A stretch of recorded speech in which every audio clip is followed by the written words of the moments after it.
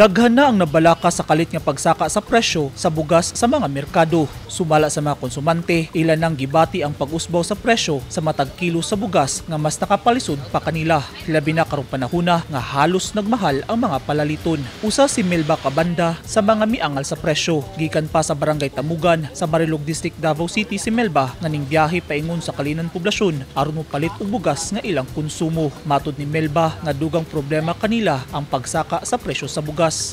Tinag yung paita, sir. Tinag yung paita yung sa bugas. Ang gipasalin ni Marcos ba nga 20, Ginoo ko, murag halos kada adlaw 20 ang increase. No, pero di ba? Tig yung paita. Liman ka nga. Sus, ug daghan ka ing pamilya nimo ron, murag mag-budget na lang jud kag maayo.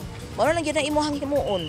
Mag-budget jud maayo kay sus ug ato apang patuyangan og lungag nya usik-usikan ang kanon, murag sakit na gyud kaayo. Gisay ni Melba nga duna sila'y basakan kaniadto. Apan tungod kini mahal usab ang presyo sa fertilizer, nakadesisyon sila sa iyang pamilya nga muundang una sa pagpanguma, hilabi na nga ni brato ang palit sa humay. Katungkuan na may basakan pero amo apog giundangan kay ako ang bana girayuman na. Nya man giundangan namo. Kating mahala man pud sa abono no.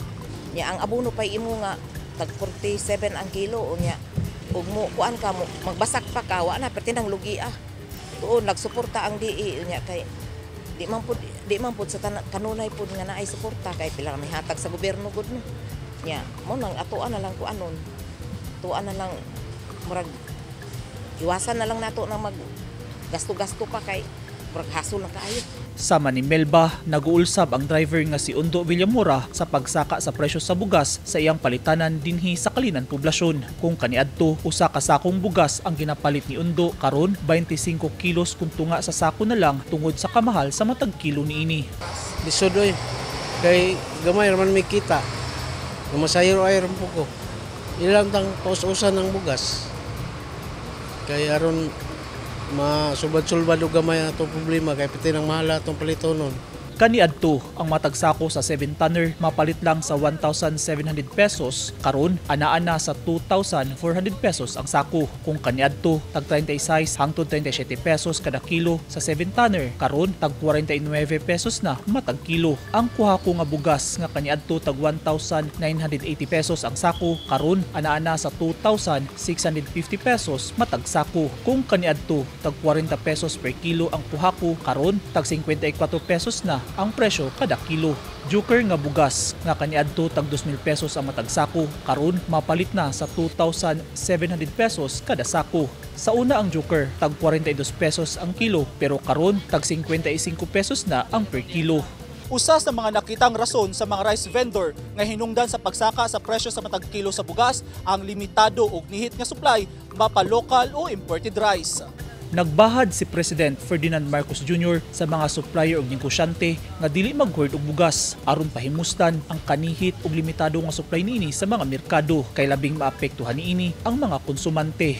Gipasalig karon ni Marcos Jr. nga bantayan pag-ayo sa gobyerno ang supply og presyo sa bugas sa mga merkado sa nasud.